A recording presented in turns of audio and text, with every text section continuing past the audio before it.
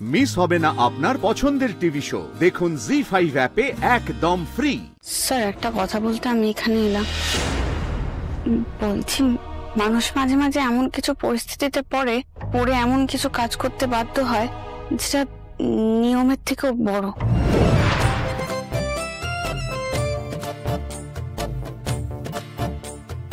বাবা বাবা নেই গো, অপু তো ভেতরে নেই। আমরা কি এমনি এমনি গাধার জন্য অপেক্ষা করছি নাকি? সন্তু বাবা, অপু ঠিক চলে আসবে, তুমি চিন্তা করো না।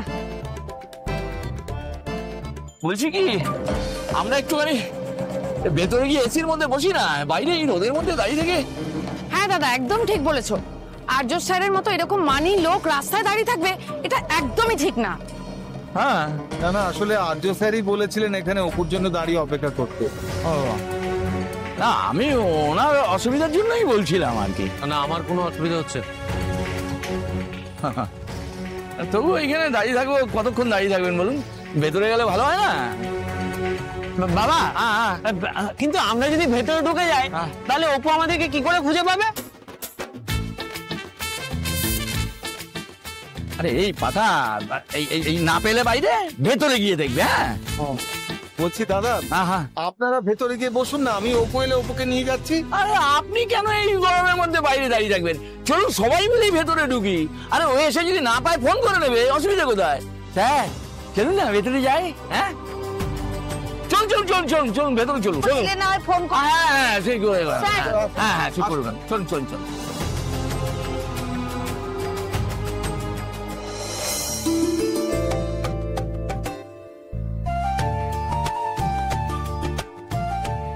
নমস্কার স্যার, নমস্কার madam, welcome to our shop. কি দেখাবো, গোল্ড না ডায়মন্ড? গোল গোল গোল। আরে বিয়েতে সোনা ছাড়া হয় নাকি? তাহলে কি দেখাবো, বালা, কানের দুল না নেকলেস? বাবা জিজ্ঞেস করছি কি দেখাবো, কি বলবো, কি দেখাতে? এই তুমি একদম চুপ করে থাকো, হ্যাঁ কোনো কিছু কথা বলতে হবে না। একটু বাজে বলছি? হ্যাঁ না আসলে আমাদের আরেকজন আসার কথা আছে তো সেই কারণে। হ্যাঁ হ্যাঁ স্যার, কোনো অসুবিধা নেই। বলছি কি বুঝছেন? হ্যাঁ কতক্ষণ লাগতে পারে বলুন তো মেয়ের আসতে? কি করে বলি বলুন তো দাদা, এতক্ষণে তো চলে আসারই কথা ছিল। অপু যে আজকে কেন অফিসে গেল এটাই আমি বুঝতে পারছি না। না না, বিয়ে তো সামনে, তাই অনেক দিনের একটা ছুটির দরকার, সেই ছুটির অ্যাপ্লিকেশন জমা দিতে গেছে অফিসে। আমি একবার ফোন করে দেখছি। হ্যাঁ হ্যাঁ হ্যাঁ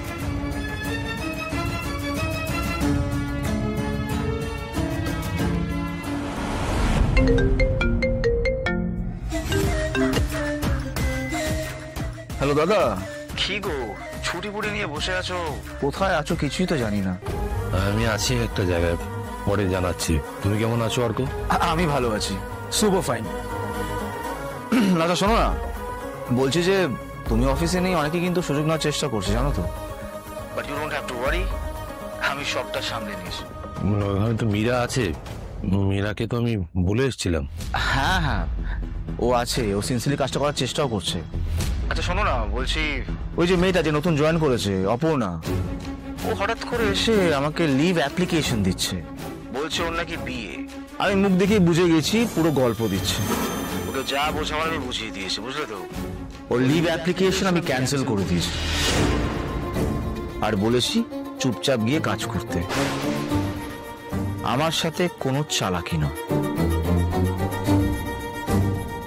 দাদা আমি ঠিক করেছি তো? ঠিক আছে আমি রাখছি, পরে কথা বলছি। ওকে দাদা।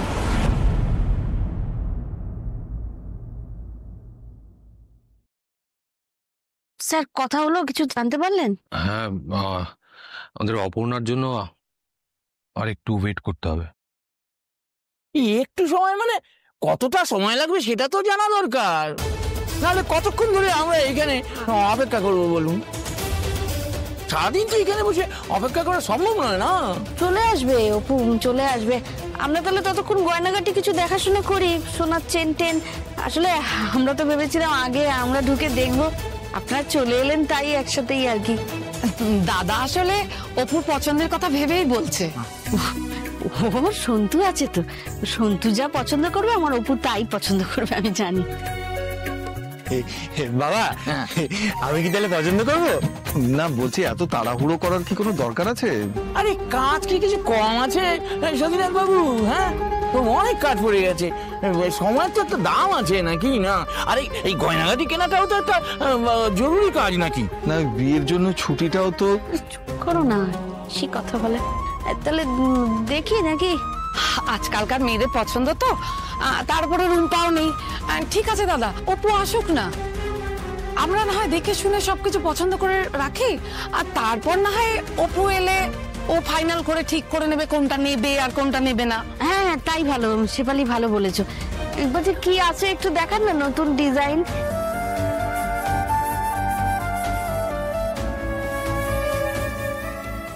ইয়েস ইয়েস, আমি সবটা জানি। আচ্ছা শোনো, ওই অর্ডারটা যে আমি দিয়েছি এটা যেন মাথায় থাকে, ওকে?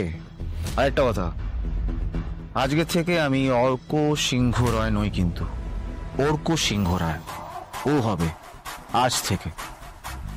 হ্যাঁ হ্যাঁ, আগে কাজটা ভালো করে করো, বাকিটা পরে দেখা যাবে। আসবো স্যার। ইয়েস।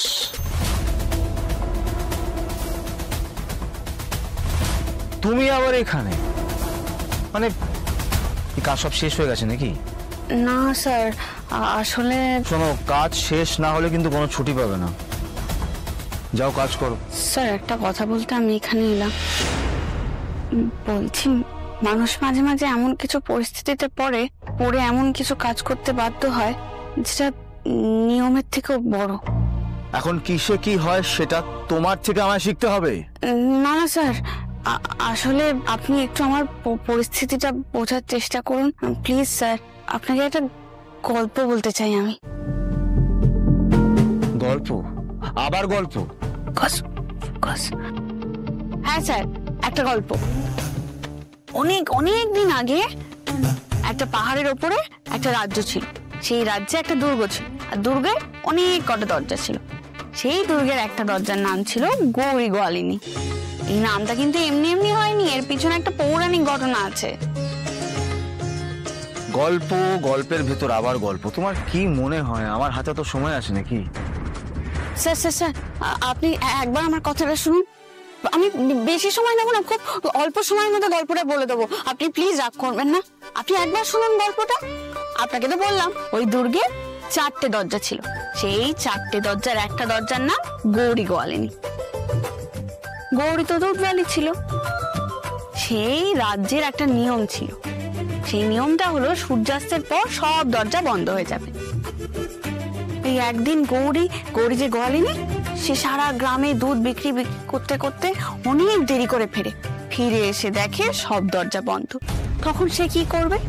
সে রক্ষীদের কাছে কাকুতি মিনতি করে যাতে সে ভেতরে যেতে পারে। তার নিজের জন্য নয়, তার 1.5 বছরের সন্তানের জন্য। সে তো দুধ না খেতে পেয়ে কাঁদতে শুরু করবে, কিন্তু এত কাকুতি মিনতি করেও কোনো লাভ হয় না। তখন গৌরী কি করলো জানেন? জি5 ডাউনলোড করুন আর সব এপিসোড দেখুন একদম ফ্রি।